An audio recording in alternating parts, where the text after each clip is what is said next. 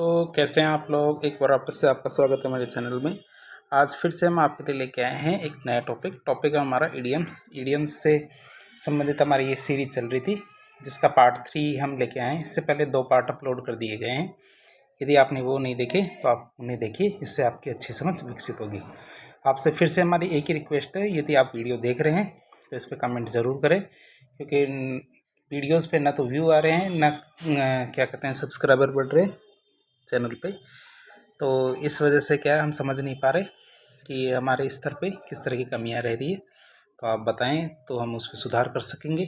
यदि कोई रेस्पॉन्स ही नहीं आएगा तो फिर हम इसको कंटिन्यू किस प्रकार करेंगे। तो आपसे विशेष रिक्वेस्ट है, यदि आप वीडियो देख रहे हैं तो आप इस पर रेस्पॉन्स ज़रूर करें।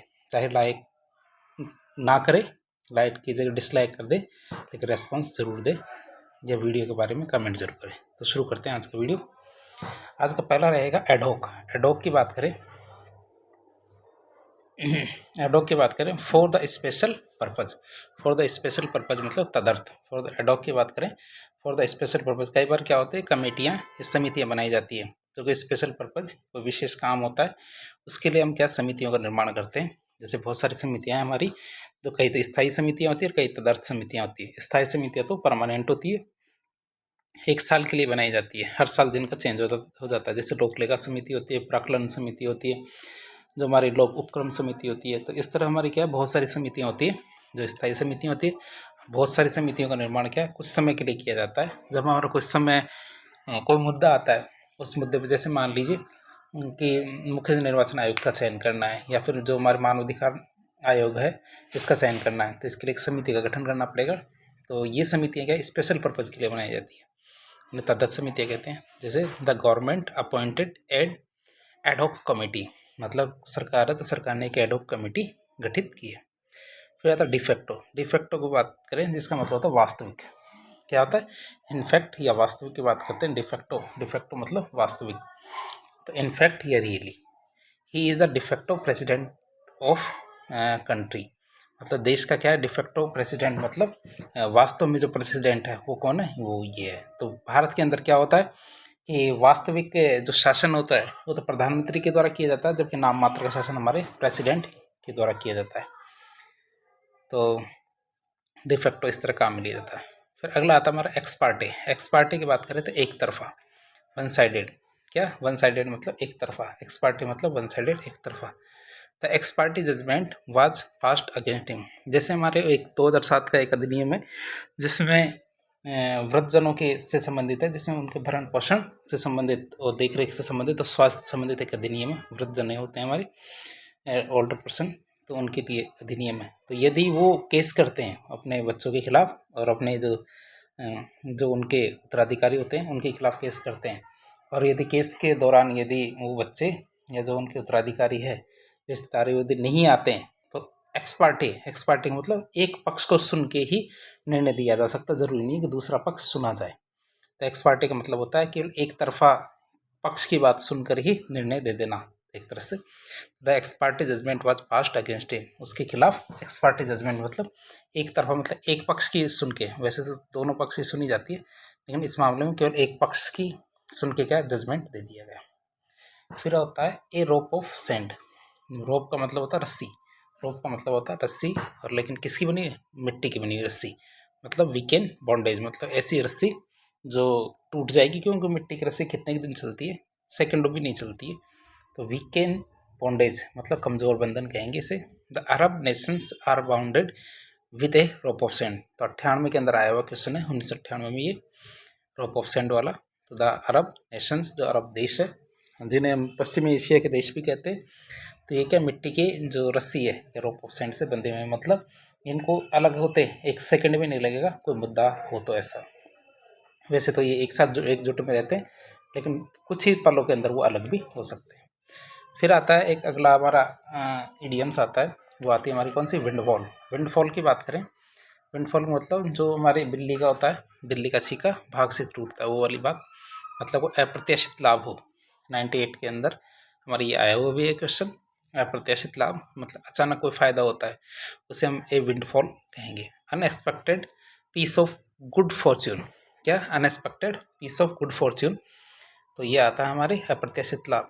The first prize is in lottery prove a windfall for him, ये मतलब उसको जो लॉटरी है तो लॉटरी का पहला इनाम मिला है, तो ये इस तरह से क्या हुआ है कि उसके लिए गुड फॉर्च्यून है, मतलब अनएक्सपेक्टेड है, क्योंकि उसे उम्मीद नहीं थी लेकिन उसे इस चीज़ का फ़ायदा ज़रूर मिला है। फिर बात करें between the cup and lip, मतलब कप और जो हमारे मुंह होंठ है इनके बीच।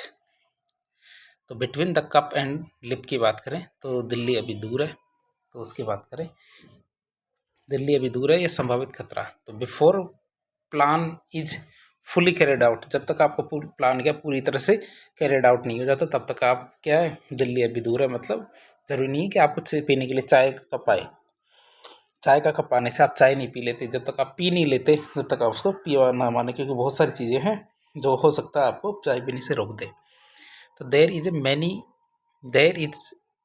ए slip between the cup and the lip, कि बहुत सारी अड़चने हैं आपके between cup and the lip, मतलब आपका कार्य सिद्ध होने में बहुत सारी अभी समय भी है और बहुत सारी अड़चने भी, आप ये ना माने आपका कार्य सिद्ध हो गया है, उसके लिए आता है। फिर आता है the sword of Damocles, the sword of Damocles कह दो या डोमिसल कह दो, डोमिकल भी कह सकते हैं। तो होता ना डोमिकल की बात करें सन्निकट खतरा, मतलब बहुत नज़दीक होता है खतरा। Imminent danger in the midst of prosperity, prosperity की बात करें समृद्धि, तो एमिनिएंट डेंजर है, बहुत खतरनाक खतरा है, वो तो बहुत जानदार खतरा है।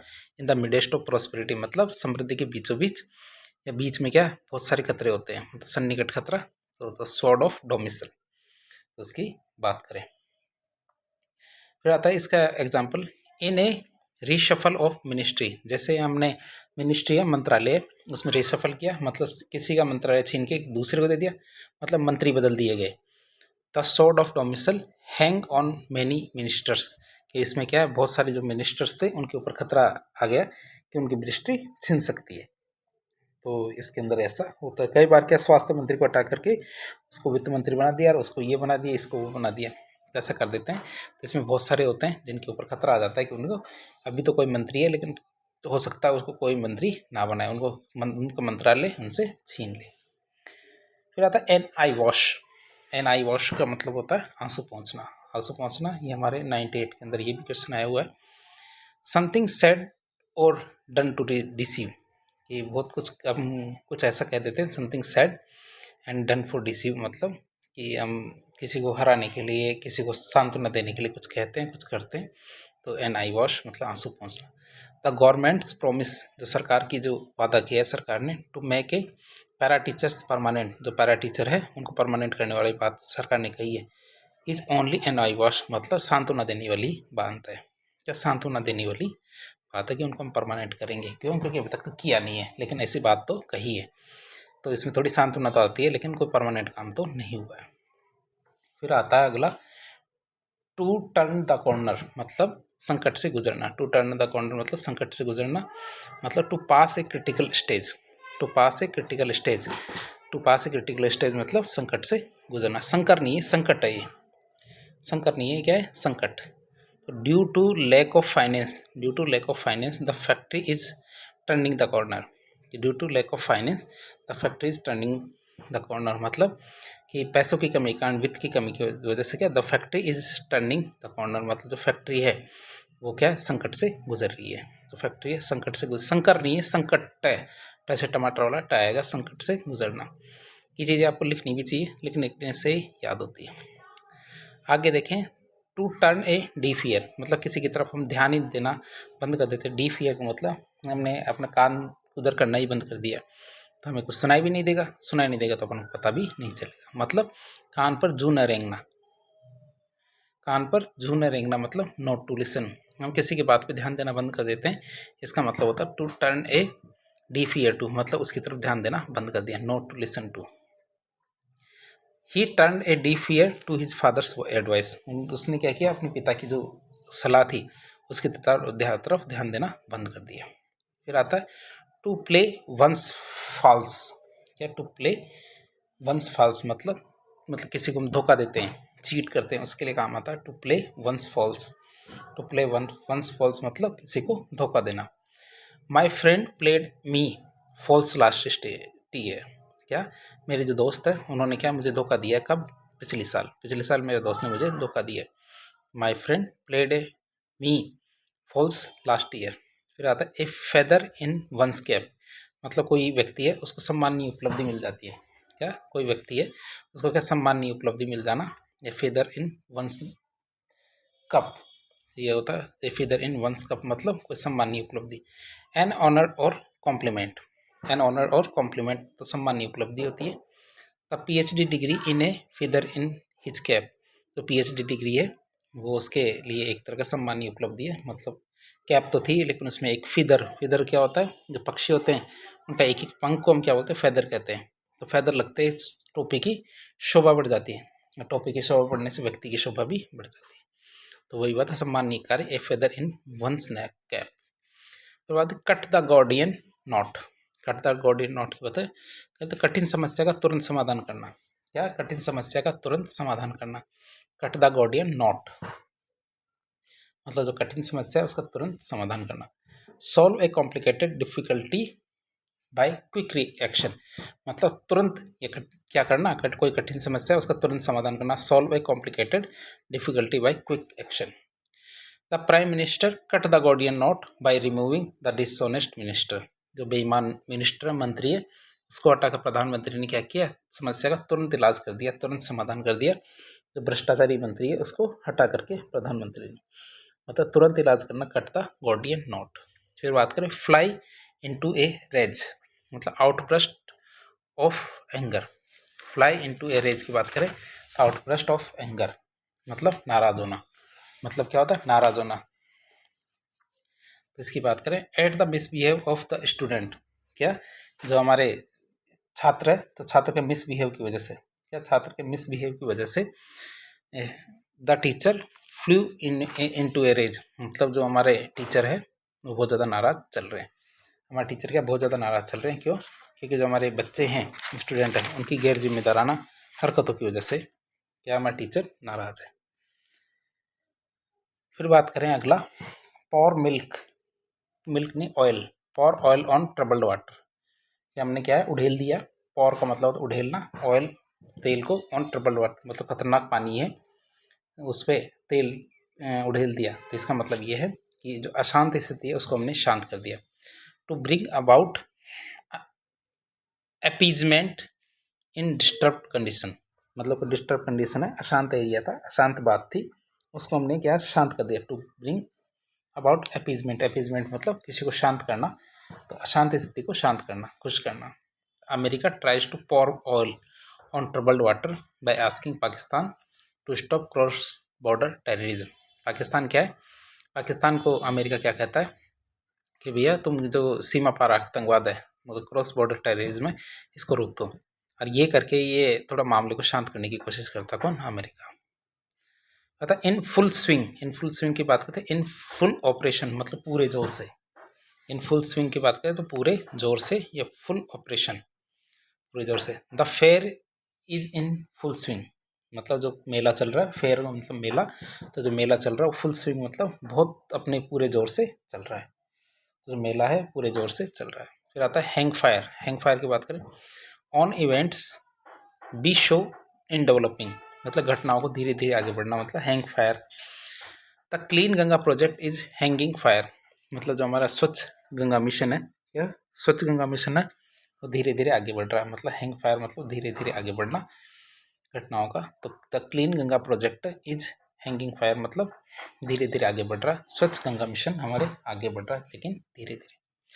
फिर आता है लाई लो, क्या बात करें, लाई लो की बात करें, to keep out of the way of avoid being seen, मतलब छुपा कर रखना। Keep out of the way to avoid being seen मतलब किसी चीज़ को छुपा कर रखना।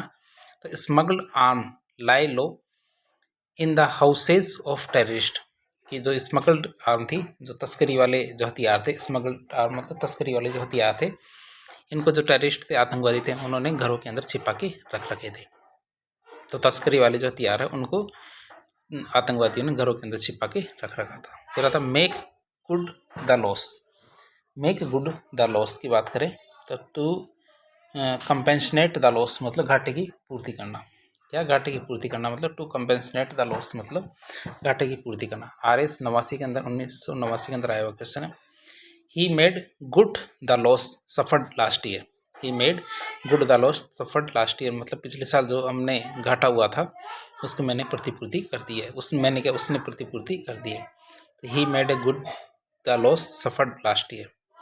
You will have to make good this loss, कि तुम्हें एक घाटा हुआ है इसकी प्रतिपूर्ति करनी चाहिए। तो you will have to make good this loss. फिर बात करें टू बरी द हैचेक। क्या, टू बरी द हैचेक। हैचेक की बात करें तो आपका जो झगड़ा है उसका निपटारा करना। क्या, झगड़े का निपटारा करना, मतलब settle a quarrels. To settle a quarrels मतलब झगड़े का निपटारा करना। टू बरी द हैचेक मतलब to settle a quarrels. Neighbours should not quarrel and should bury the hatchet. Neighbours should not quarrel and should bury the hatchet, कि जो पड़ोसी है उनको लड़ाई नहीं करनी चाहिए, झगड़ा नहीं करनी चाहिए। शुड बरी द हैचेक मतलब कोई भी झगड़ा है उसको प्यार से निपटारा कर देना चाहिए। फिर बात करें out of the would. Out of the would की बात करें तो फ्री फ्रॉम ट्रबल मतलब परेशानियों से मुक्ति। आउट ऑफ द वुड मतलब फ्री फ्रॉम ट्रबल मतलब परेशानी से मुक्ति। बात करें they are not yet out of the wood. They are not yet out of the wood मतलब कि वो अभी तक परेशानी से मुक्त नहीं आए। क्या, वो अभी तक परेशानी से मुक्त नहीं हुए हैं।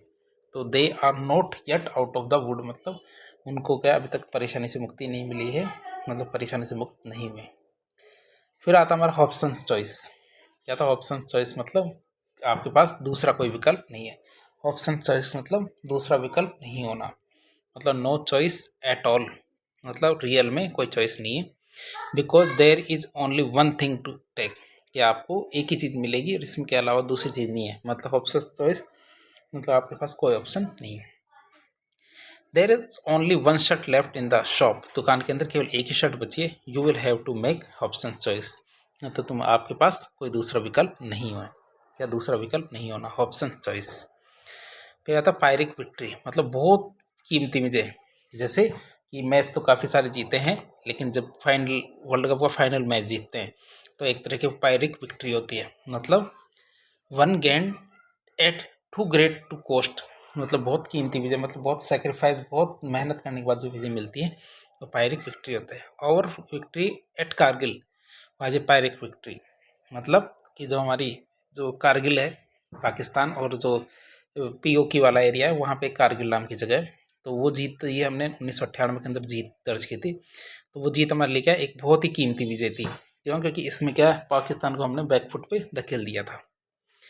तो हमारी पायरिक विजय थी। फिर आता है एज फिट एज फिडल, मतलब स्वस्थ होना। इन गुड हेल्थ की बात करें, एज फिट एज फिडल, क्या मैं ऐसे फिट है जैसे फिडल हो। तो एज फिट एज फिडल मतलब स्वस्थ होना इन गुड हेल्थ। तो he is old yet he is as fit as fiddle, ये वैसे तो वह बहुत बूढ़ा हो गया, उसकी उम्र हो गई, लेकिन वो क्या है एज फिट एज फिडल, मतलब जैसे फिडल होता है वैसे स्वस्थ है आज भी। तो बूढ़े व्यक्ति के लिए कही गई बात है। फिर बात करें प्ले टू द गैलरी। क्या, प्ले टू द गैलरी की बात करें तो to aim at impressing the vulgar crowd, मतलब साधारण लोगों को प्रभावित करना। टू एम एट इम्प्रेसिंग, कि इम्प्रेस करना है वल्गर क्राउड, मतलब जो बद्दी भीड़ है उसको खुश करने वाली बात है, इम्प्रेस करने वाली बात है। तो प्ले टू द गैलरी। तो political leaders generally play to the gallery, मतलब जो साधारण लोग होते हैं उनको प्रभावित करने की कोशिश करते हैं अपने कामों की वजह से। Put all one's egg in one basket, मतलब सारे के सारे अंडे क्या एक ही टोकरी में रख देना, मतलब पूरी तरह से एक ही स्रोत पर निर्भर हो जाना। क्या, एक ही स्रोत पर निर्भर रहना मतलब risk anything in one venture, stock all one's hope in one means, मतलब एक ही स्रोत पर पूरी तरह से निर्भर हो जाना। तो put all one's egg in one basket. A wise man does not put all his egg in one basket. एक जो समझदार आदमी होता है वाइज मैन होता है, वो कभी भी क्या करता है सारे के सारे अंडे एक ही टोकरी में नहीं रखता, मतलब एक ही स्रोत पर निर्भर नहीं रहता। वो क्या बहुत सारे स्रोत बना के रखता है, एक जगह घाटा हो जाएगा तो दूसरी जगह हो सकता है फायदा हो। तो ऐसे सारी की सारी उम्मीदें एक से लगाएंगे और वहाँ भी घाटा हो गया तो फिर तो जीवन जीने का आधार ही खत्म हो जाएगा। तो ऐसा नहीं करना। To hold out the olive branch, to hold out the olive branch मतलब to show that one is ready to discuss peace making, मतलब शांति के लिए इच्छा व्यक्त कर रहे हैं बात करने की। टू शो द दैट कि one is ready to discuss peace making, कि एक आदमी है जो शांति की वार्ता करने के लिए, बातचीत करने के लिए तैयार है, बातचीत करना चाहता है। तो India should hold out the olive branch to Pakistan in order to settle the Kashmir issue, कि पाकिस्तान से वो बात करने के लिए तैयार है कि हमें कैसे करके पाकिस्तान का जो मुद्दा है उसको सॉल्व करना है, तो उसके लिए तैयार है भारत में। फिर आता है एक गुड सेमेट्रियन। क्या एक गुड सेमेट्रियन की बात करें तो persons who give practical help to persons in trouble, मतलब दुखी लोगों की मदद करने वाला। Persons who give practical help, एक आदमी है जो लोगों की क्या प्रैक्टिकल हेल्प करना चाहता है, बातें नहीं है वास्तव में करना भी चाहता है। कई होते हैं केवल बातें करना चाहते हैं, कुछ करना नहीं चाहते, लेकिन क्या गुड सेमेट्रियन मतलब जो एक भला आदमी होता है वो क्या करता है, लोगों की वास्तव में मदद करना चाहता है, जो दुखी लोग होते हैं उनकी। महात्मा गांधी बाजी गुड सेमेट्रियन मतलब कि वो दुखी यारी लोग होते थे ना, उनकी वास्तव में मदद करना चाहते थे। फिर आता to leave in the lurch. To leave in the lurch की बात करें तो लीव समबडी, कि क्या करना हमें, leave somebody when he is in difficulties, मतलब ऐसे टाइम पे हाथ साथ छोड़ देना जब वो मुसीबत में हो, एंड नीडिंग हेल्प, जब उसको सहायता चाहिए तब उसका साथ छोड़ देना, साथ नहीं देना, ये क्या to leave in the lurch मतलब मुसीबत में साथ छोड़ना। The leftist left the UPA in the lurch, कि जो यूपीए को लेफ्टिस्ट थे उन्होंने मुसीबत में साथ छोड़ के चले गए। लेफ्टिस्ट मतलब होते हैं वामपंथी। वामपंथी जैसे हमारे जो हमारे ये होते हैं ना, क्या कहते हैं, मार्क्सिस्ट होते हैं वो वाले, तो सीपीआई सीपीआईएम ये हमारे मार्क्सिस्ट होते हैं, ये हमारे लेफ्टिस्ट होते हैं, तो इन्होंने यूपीए को बीच में छोड़ दिया, तो उसके लिए सही बात है कि मुसीबत में छोड़ के भाग जाना। तो कई दोस्त भी ऐसे होते हैं जो मुसीबत में छोड़ के भाग जाते हैं, तो ऐसी दोस्ती निभाने की बजाय बिना दोस्त के रह ले, कोई बात नहीं। फिर आता बेड ऑफ रोजेस मतलब गुलाब का बिस्तर। बेड ऑफ रोजेस का मतलब हमेशा सरल और सुहावनी स्थिति की बात करते हैं। क्यों? क्योंकि एन ईजी और प्लीजेंट सिचुएशन, एन ईजी और प्लीजेंट सिचुएशन मतलब सरल और सुहावनी स्थिति। Life is not a bed of roses मतलब 2009 के अंदर आया हुआ क्वेश्चन है। Life is not a bed of roses मतलब कि ज़िंदगी क्या है कि सुहावनी हमेशा नहीं रहेगी, इसमें उतार चढ़ाव आते रहते हैं। फिर आता है लॉफिंग स्टॉक। क्या तो लॉफिंग स्टॉक की बात करें, a person that everyone laugh at because they have done something stupid, मतलब कोई एक आदमी है दैट एवरी वन लाफ, जिसको देख के हर कोई हंसता है, क्यों? क्योंकि उसके द्वारा कोई ऐसी हरकत कर दी गई है। तो he became a laughing stock of the class, कक्षा के अंदर क्या वह मजाक का कारण बना हुआ है। ये हमारे 2009 के अंदर आया हुआ क्वेश्चन है। तो लाफिंग स्टॉक की बात करें तो मजाक का कारण बनना। तो दे और take something with a pinch of salt, कोई चीज़ हमने कैसे लिया, पिंच ऑफ सॉल्ट की तरह लिया है। पिंच ऑफ सॉल्ट की बात करें तो किसी बात के सच होने की में शक करना, कि to think that something is probably not true और एक्यूरेट, मतलब कि ये सोचना कि कोई भी चीज़ है तो वास्तव में सही होना की कोई गारंटी नहीं है, तो उसकी बात करें तो दीज गुज्जर लीडर, ठीक है, Gujjar leaders have taken court order with A pinch of salt, कि मतलब जो कोर्ट ऑर्डर है उसको कोई खास सीरियस नहीं लिया उन्होंने, पिंच ऑफ सॉल्ट की तरह लिया कि भैया ये तो केवल कागज़ों में है, ये चीज़ें सच नहीं है, सच नहीं हो सकती। Make a fast buck, fast buck का मतलब तो पैसे कमाना, मतलब तेज़ी और आसानी से पैसे कमाना, ये कमाना नहीं कमाना है। To earn money quickly and easily, क्या बहुत आसानी से और बहुत तेज़ी से पैसा बनाना, क्विकली एंड ईजीली पैसा कमाना, make a fast buck. These days everyone want to make a fast buck to live a luxurious life, मतलब हर कोई तेज़ी से और आसानी से पैसे कमाना चाहता है ताकि वह आरामदायक जीवन जी सके। ये लग्जरियस लाइफ मतलब आरामदायक जीवन। To pass the buck, to pass the buck मतलब अपनी जिम्मेदारी दूसरों पर डाल देना, मतलब shift the responsibility to somebody, मतलब उत्तरदायित्व दूसरों पर डालना। Shift the responsibility to someone मतलब टू पास द बक। तो यह आता हमारे he was tempt to pass the buck, कि वह उसने क्या किया, अपनी जिम्मेदारी दूसरों पे डाल दी। He was tempted to pass the buck. फिर बात करें क्रैक द विपोन।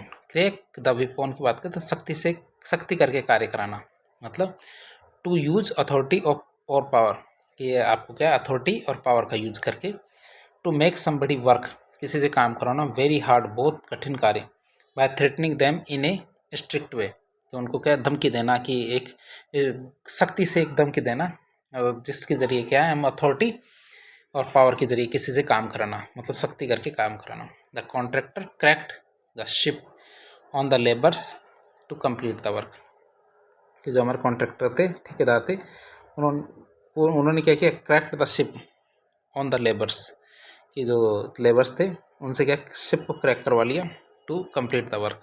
तो एक तरह से ये है कि सख्ती से कार्य करवाया है कॉन्ट्रैक्टर ने, जो ठेकेदार थे उसने जो मजदूर थे उनसे सख्ती से काम कराया।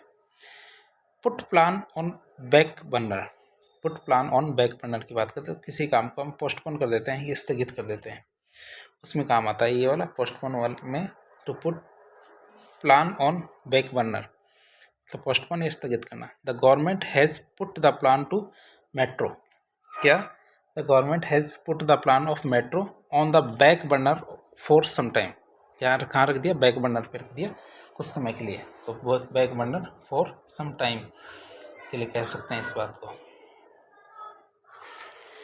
The government has put the plan of metro on the back burner of some time, मतलब कुछ समय के लिए उसने बैक बर्नर पे रख दिया। फिर आता क्वांटम लीप, अगला क्या आता है हमारा क्वांटम लीप। क्वांटम लीप की बात करें तो क्वांटम लीप क्या कहता है, तो क्वांटम लीप क्या कहता है कि अचानक होने वाला महत्वपूर्ण परिवर्तन या सुधार, कोई भी परिवर्तन या सुधार क्या अचानक होता है उसे कहते हैं हम कौन सा, क्वांटम लीप। तो क्वांटम लीप की बात करें तो अचानक होने वाला महत्वपूर्ण परिवर्तन या सुधार, a sudden great and important change, a sudden great and important change, improvement of development, क्या कि जब हम विकास के लिए कोई सुधार कार्य करते हैं तो वो वाली चीज़, तो इम्प्रूवमेंट ऑफ डेवलपमेंट मतलब अचानक होने वाला महत्वपूर्ण परिवर्तन या सुधार। और village has taken a quantum leap in the field of education, कि हमारी जो गांव है उसने क्या किया है, quantum has taken a quantum leap, मतलब एक बहुत ही महत्वपूर्ण सुधार किया है in the field of education, मतलब शिक्षा के क्षेत्र में बहुत बढ़िया सुधार किया है। फिर टेक होस्टेज, क्या करें, टेक होस्टेज की बात करें मतलब बंधक बनाना, टेक होस्टेज की बात करें तो क्या होता है, बंधक बनाना। तो बंधक बनाने की बात करें तो a person who is caught and kept prisoner, एक आदमी जिसको क्या पकड़ रखा है और उसको क्या कैद कर रखा है। A person who is caught and keeped prisoner, मतलब एक आदमी को पकड़ भी रखा है और बंदी भी रखा है, मतलब बंधक बनाना। The robbers try to take the staff hostage, कि जो लुटेरा है उसने क्या किया, जो स्टाफ है उसको होस्टेज बना रखा, मतलब बांध भी रखा है और जेल में भी डाल रखा है एक तरह से। Dalai Lama wanted to take the Beijing Olympic hostage to force, के मतलब जो दलाई लामा है जो बीजिंग ओलंपिक के wanted to take the Beijing Olympics hostage to force, मतलब कि बीजिंग ओलंपिक्स को कहा है कि वह उनको जो पकड़ रखा है उनको छोड़ दे। तो एक तरह से कहा गया था, जो बीजिंग ओलंपिक 2008 के अंदर हुआ था हमारा चीन के अंदर, तब कहा था दलाई लामा ने कि जो कैदी है, राजनीतिक कैदी है तिब्बत के, उनको क्या रिहा कर दिए देना चाहिए, ताकि और तिब्बत को क्या अलग से एक देश मानकर उसके जो कैंडिडेट्स हैं उनको क्या है जो हमारी ओलंपिक है उसके अंदर शामिल किया जाना चाहिए। लेकिन हमारा चाइना था, चाइना ने साफ साफ मना कर दिया कि चाइना की वैसे भी एक ही पॉलिसी है और उस पॉलिसी को कहते हैं वन चाइना पॉलिसी। क्या कहते हैं उसे, वन चाइना पॉलिसी कहते हैं। और इस पॉलिसी में ये कहा गया कि चाइना 2-3 नहीं है, चाइना एक ही है जिसमें तिब्बत और ताइवान दोनों शामिल होंगे, या तिब्बत और ताइवान दोनों शामिल होंगे, वो दोनों अलग नहीं है चाइना से, ये बात कही गई। तो ये बात इसमें शामिल है। फिर आता गट रेंचिंग लॉस, क्या गट रेंचिंग लॉस की बात करें तो वेरी अनप्लीजेंट लॉस, मतलब बहुत बुरी हार, मतलब ऐसी हार जो सहन ना हो, तो very unpleasant loss. Making you feel very upset, मतलब बहुत बुरी हार या नुकसान को क्या बोलते हैं, गट रेंचिंग लॉस। गट रेंचिंग लॉस मतलब बहुत बुरी हार या नुकसान। The defeat of Indian hockey team, the defeat of Indian hockey team, जो भारतीय हॉकी टीम है उसकी हार ने क्या किया इन द फाइनल में हार की वजह से क्या वाज गटिंग रेंचिंग लॉस, मतलब कि बहुत बड़ा नुकसान हुआ है, बहुत बड़ी हार हुई है ये एक तरह से, जो हॉकी टीम है वो फाइनल में हारी। थिंक टैंक, क्या बात करें, थिंक टैंक की बात करें तो एक ग्रुप ऑफ एक्सपर्ट, मतलब एक समूह है, जो एक्सपर्ट का मतलब विशेषज्ञों का समूह है, वो प्रोवाइड एडवाइस, जो क्या करता है मतलब सलाह देता है, सलाह देने का काम करता है। तो ऐसे लोगों का समूह, एक्सपर्ट या विशेषज्ञों का समूह जो सलाह देने का काम करता है। एंड आइडिया ऑन पॉलिटिकल, और सलाह और आइडिया देता है, विचार देता है, किस पे, किन पे बातों पे, political, social and economic issue, मतलब जो हमारे राजनीतिक, सामाजिक और जो हमारे आर्थिक मुद्दे हैं उनके ऊपर अपनी सलाह भी देता है और विचार भी देता है कि हमें इस समय इसका मामले में ऐसे ऐसे कार्य करना चाहिए। तो भारत का थिंक टैंक क्या है, नीति आयोग, और राजस्थान का थिंक टैंक क्या है, रीति आयोग। तो विशेषज्ञ जो राजनीतिक, सामाजिक और आर्थिक विषयों पर अपने विचार व्यक्त करते हैं उन्हें हम क्या कहते हैं, थिंक टैंक के रूप में गिनते हैं। The Congress has a good think tank, तो कांग्रेस के अंदर क्या बहुत अच्छा थिंक टैंक है जो ये विचार करता है कि कांग्रेस क्यों हार गई, ये कांग्रेस में कौन कौन सी दिक्कतें चल रही है। तो ये चीज़ें वहाँ काम आती है। फिर बात है क्लिंच समथिंग, क्या आता है, क्लिंच समथिंग की बात करें तो to succeed a in achieving और विनिंग समथिंग, मतलब प्राप्त करने, जीतने में सफल होना, क्या कोई भी चीज़ प्राप्त करने या जीतने में सफल होना। टू सक्सीड इन अचीविंग और विनिंग समथिंग। तो the Spaniard clinched a nerve shredding contest, जो स्पेनियार्ड है तो स्पेनियार्ड ने क्या किया है, clinch a nerve shredding contest, मतलब ऐसे जो रोंगटे खड़े कर देने वाला कॉन्टेस्ट था, प्रतियोगिता थी, उसको क्या है स्पेनियार्ड ने जीत लिया है। तो मतलब कोई चीज़ करने या जीतने में सफल हो जाए उसके लिए। विद ओपन आर्म, हम भी किसी का स्वागत करते हैं तो ओपन आर्म से करते हैं। ओपन आर्म मतलब बहुत खुशी से, एक्सट्रीमली हैप्पी। ओपन आर्म मतलब एक्सट्रीमली हैप्पी, मतलब बहुत खुशी से। The fans received the World Cup winning team with open arm, जो फैंस थे, जो प्रशंसक थे, उन्होंने जो वर्ल्ड कप विजेता टीम थी हमारी भारत की, तो उसका क्या खुले दिल से, खुले मन से क्या है उनका स्वागत किया। The fans received the World Cup winning team with open arm, तो खुले दिल से उनको स्वीकार किया।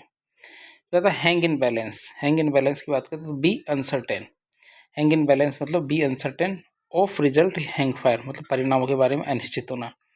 बात करें बी अनसर्टेन मतलब ऑफ रिजल्ट या हैंग फायर, परिणाम के बारे में अनिश्चित होना। द फ्यूचर ऑफ रिफाइनरी, जो राजस्थान के अंदर, in Rajasthan, hang in the balance मतलब कि जो राजस्थान के अंदर जो रिफाइनरी बनाई, 26वीं रिफाइनरी, राजस्थान सरकार HPCL दोनों ने मिलकर 26 और 74% दोनों की साझेदारी के साथ, तो उसका भविष्य खतरे में है। क्यों, क्योंकि ये कांग्रेस सरकार के द्वारा शुरू की गई योजना थी और जो बीजेपी सरकार है उसने क्या है इसको ठंडे बस्ते में डाल दिया। तो इस तरह से जो हमारी राजस्थान की रिफाइनरी प्रोजेक्ट था वो अब ठंडे बस्ते में है। इसका मतलब क्या है, परिणाम के बारे में अनिश्चित होना। क्या था कीप इन टच विद, क्या कीप इन टच विद की बात करें तो टू कम्युनिकेट विद समबडी, किसी से बात करना, संपर्क कायम करना, बाय राइटिंग और देम और बाय टेलीफोन, मतलब उनको हम लिख के या फिर फ़ोन पे बात करके उनसे संपर्क स्थापित करते, कम्युनिकेट करते, मतलब संपर्क कायम करना। तो कीप इन टच विद मतलब किसी से संपर्क कायम करना। फिर you should keep in touch with your parents, कि तुम्हें क्या अपने माता पिता से संपर्क बना के रखना चाहिए। 2009 के अंदर आया हुआ क्वेश्चन है, तुम्हें अपने माता पिता से संपर्क बना के रखना चाहिए, कीप इन टच विद। फिर बात करें अगला, नो लव लॉस्ट बिटवीन, क्या नो लव लॉस्ट बिटवीन की बात करें तो इसका क्या हुआ, एक दूसरे को पसंद न करना, क्या एक दूसरे को पसंद न करना। नो लव लॉस्ट बिटवीन की बात करें किसी को पसंद न करना, एक दूसरे को पसंद न करना। तो not to like each other मतलब एक दूसरे को पसंद न करना, मतलब एक दूसरे को पसंद न करना, not to like each other. तो उसके लिए काम होता है there is no love lost between Ram and Shyam, क्या, एक मिनट, मतलब राम और श्याम के बीच में क्या अब एक दूसरे को पसंद नहीं करते, मतलब उनके बीच में कोई प्रेम नहीं रहा।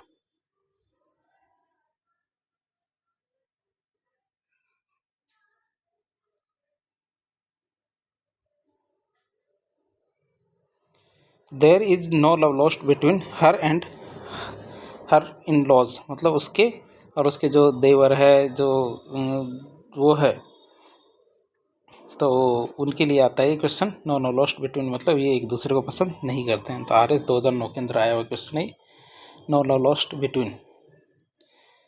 तो फिर आगे आता है इन ए जिफी, क्या आता है अगला, इन ए जिफी। जिफी की बात करें, वेरी सुन, बहुत जल्दी। इन ए जिफी मतलब वेरी सुन, या बहुत जल्दी से या शीघ्रता से।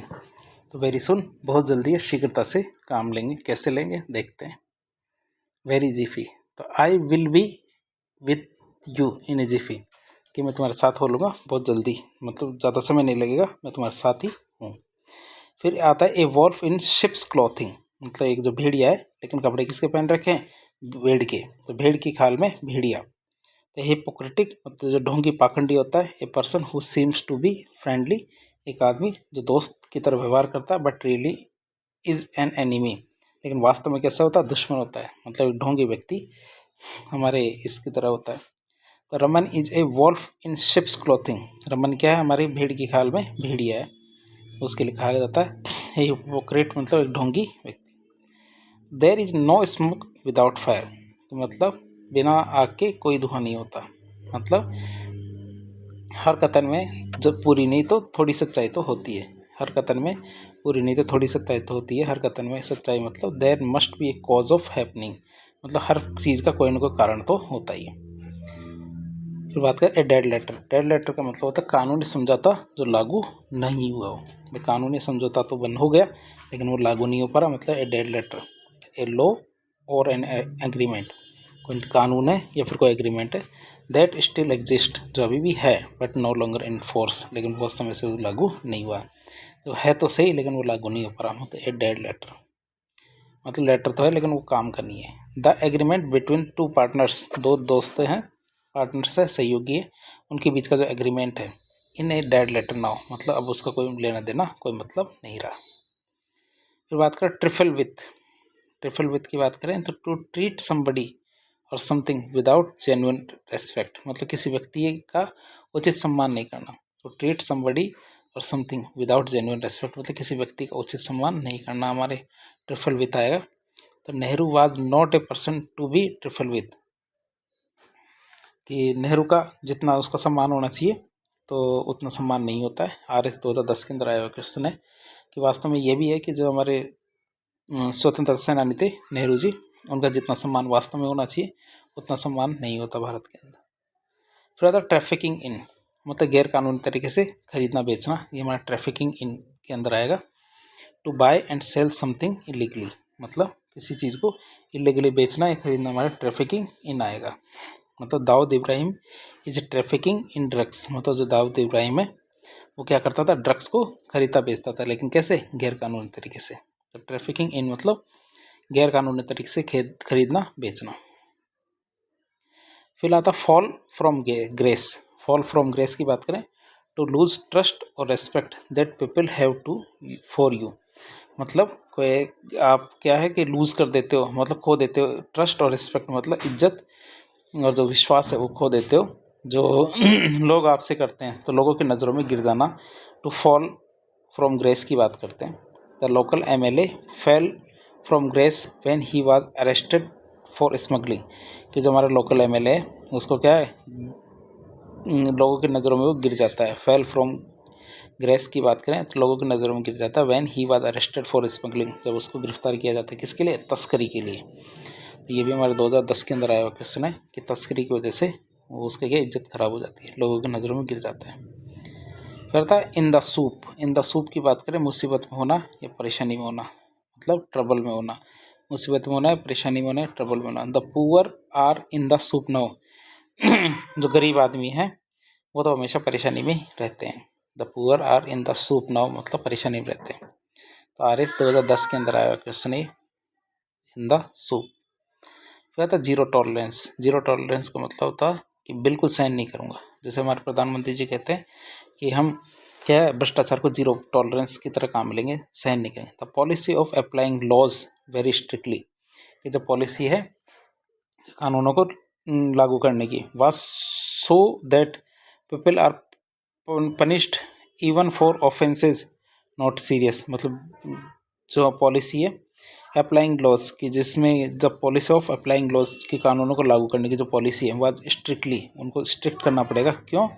क्योंकि people are punished even for offences not serious, कि उनके डर की वजह से जो लोग हैं वो सीरियसली ले नहीं रहे उसको, और जो रोक है वो करे जा रहे हैं, मतलब ऐसी जो कानूनों का उल्लंघन करने की कोशिश कर रहे हैं। मतलब कि zero tolerance should be adapted. हाँ, ये 2 बार आ गया। क्या? Should be adapted for laws pertaining to safety the woman. जो महिलाओं की सुरक्षा के लिए जो कानून बने हुए हैं, क्या महिलाओं की सुरक्षा के लिए जो कानून बने हुए हैं उनका यदि आप उल्लंघन करते हो तो उसके प्रति बिल्कुल भी सहन नहीं किया जाएगा, उसके प्रति जीरो टॉलरेंस रहेगी। फिर बात करें एक्स फैक्टर की। एक्स फैक्टर की बात करें मतलब कोई विशेष योग्यता जो किसी आदमी को सफल बनाती है, उसे एक्स फैक्टर कहते हैं। मतलब एक special quality essential for success and is difficult to describe, मतलब जो बहुत सफलता के लिए बहुत ज़्यादा ज़रूरी है लेकिन उसको बता नहीं सकते, स्पेशल क्वालिटी, तो उसे एक्स फैक्टर कहते हैं।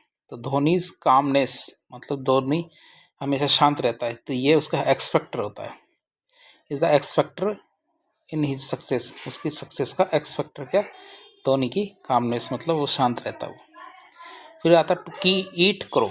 क्या? टू ईट करो की बात करें मतलब कि to say and show, to say and show that you are sorry for a mistake, you are sorry for a mistake you made, मतलब माफ़ी मांगने के लिए तैयार होना या फिर शर्मिंदा होना। माफ़ी मांगने के लिए तैयार होना या शर्मिंदा होना होता है।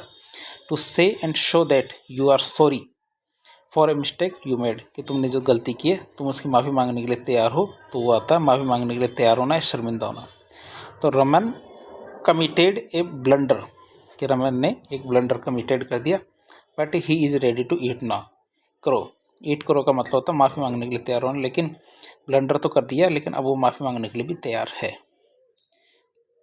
फिर आता जीरो इन ऑन, मतलब to fix all your attention on the person और ए थिंग मैंशन, मतलब जो बात बताई गई है या जिसके बारे में बात बताई गई है तो उस आदमी पे या किसी बात पे पूरी नज़र गड़ा के रखना। तो हमारे जीरो इन ऑन की बात करें उस पर नज़र जमा के रखना। जीरो इन ऑन मतलब नज़र जमा के रखना। फिर आता टेम्पर विथ। क्या था? टेम्पर विथ की बात करें तो make changes without permission in order to damage. ये make changes without permission in order to damage मतलब नुकसान पहुंचाने के लिए बिना आज्ञा परिवर्तन करना। क्या? नुकसान पहुंचाने के लिए बिना आज्ञा परिवर्तन करना। Make changes without permission in order to damage मतलब नुकसान पहुंचाने के लिए बिना आज्ञा प्रवेश करना, मतलब टेम्पर कर देते हैं। कई बार क्या होता है, एविडेंस होते हैं उनको टेम्पर कर देते हैं, तो वो बात है। द डिसऑनेस्ट क्लर्क, जो बेईमान क्लर्क था, has tempered with the records, उसने क्या रिकॉर्ड्स के साथ छेड़छाड़ कर दी। उसने क्या कर दी? छेड़छाड़ कर दी। किससे? रिकॉर्ड के साथ। तो द डिसऑनेस्ट क्लर्क है, जो बेईमान क्लर्क है, उसने टेम्पर्ड कर दिया रिकॉर्ड्स को। To the hilt. क्या है? टू द हिल्ट की बात करें तो सपोर्ट फुली। क्या? सपोर्ट फुली मतलब पूर्ण समर्थन देना, मतलब पूरी तरह समर्थन देना। To support fully my friend help me to the hilt in my difficulties, मतलब मेरी जो डिफ़िकल्टी थी, मुसीबत का समय था, उसमें उसने मुझे पूर्ण समर्थन दिया था। टू द हिल्ट मतलब पूरा समर्थन देना। फिर था समअप। समअप का मतलब बट इतनी सारी बातें मत कहो, मुझे समअप करके कहो, मतलब मेरे पास इतना समय नहीं है, तो मेन बातें वही बताओ। To state the main point of in a short, तो state the main point in short and clear form, ये साफ साफ बताओ और मेन बातें बताओ, संक्षेप में कहना मतलब समअप कर दो। समअप समरी करते हैं ना वैसे, तो समअप कर दो। द principal sum up his inaugural address, जो इनॉग्रियल था स्कूल का, तो उसको उद्घाटन का जो भाषण था उसको उसने समअप कर दिया, मतलब छोटे से शब्दों के अंदर उसको पूरा कह दिया। तो आता to read between the lines, मतलब गूढ़ रहस्य जानना, लाइनों के बीच में जानना, मतलब छिपा रहस्य जानना। To understand the hidden meaning. क्या? हिडन मीनिंग मतलब जो गूढ़ रहस्य होता है अंदर की बात, उसको जानना। हमारे to understand the hidden meaning मतलब गूढ़ रहस्य जानना, छिपा हुआ अर्थ जानना। Reading between the lines I understand that Raman wanted, कि रीडिंग बिटवीन द लाइन्स की जो गूढ़ रहस्य को जानना। I understand that Raman wanted मतलब जो रमन चाहता था, जो रमन ऐसा ही चाहता था। गूढ़ रहस्य जानना मतलब कि रमन क्या चाहता है वो चीज़ पता लगा लिया मैंने, तो यही होता है। कहता शेड क्रोकोडाइल टीयर, मतलब जो मगरमच्छ के आंसू होते हैं उनको ले कहा जाता है क्रोकोडाइल टीयर्स। क्रोकोडाइल टीयर्स किसे कहते हैं? जो मगरमच्छ के आंसू होते हैं उनको क्रोकोडाइल टीयर्स कहते हैं। तो या तो प्रिटेंड टू बी सैड, ऐसे दिखाना कि वो बहुत ज़्यादा दुखी है अबाउट समथिंग, किसी बारे में, but not really sad at all, लेकिन वास्तव में तो दुखी नहीं है। मतलब इस तरह का दिखावा करना कि वो बहुत ज़्यादा दुखी है किसी चीज़ के बारे में, लेकिन वास्तव में दुखी नहीं होना, मतलब नकली आंसू आना। 2013 के अंदर आया हुआ क्वेश्चन है शेड क्रोकोडाइल टीयर, मतलब द स्टेप मदर, जो हमारी सौतेली माँ है, शेड क्रोकोडाइल टीयर्स, मतलब जो नकली आंसू बहाती है, on the death of her stepson, मतलब सौतेले बेटे की मृत्यु पर क्रोकोडाइल टीयर बहाती है। थ्रो लाइट ऑन, क्या था? थ्रो लाइट ऑन की बात करें, to make a problem easier to understand, मतलब समस्या को समझने के लिए सरल बनाना। To make a problem easier to understand, मतलब समस्या को समझने के लिए सरल बनाना। Recent research has thrown light on the cause of cancer, कि जो हाल ही में जो रिसर्च हुई है उसने क्या है, जो कैंसर के कारणों पर बहुत ज़्यादा प्रकाश डाला है, मतलब समस्या को समझने में आसान बनाई है कि कैंसर क्यों होता है, कैसे होता है। ये हमारे 2013 के अंदर आया क्वेश्चन है। थ्रो लाइट ऑन मतलब किसी चीज़ को सरल बनाना, उस पर प्रकाश डालना।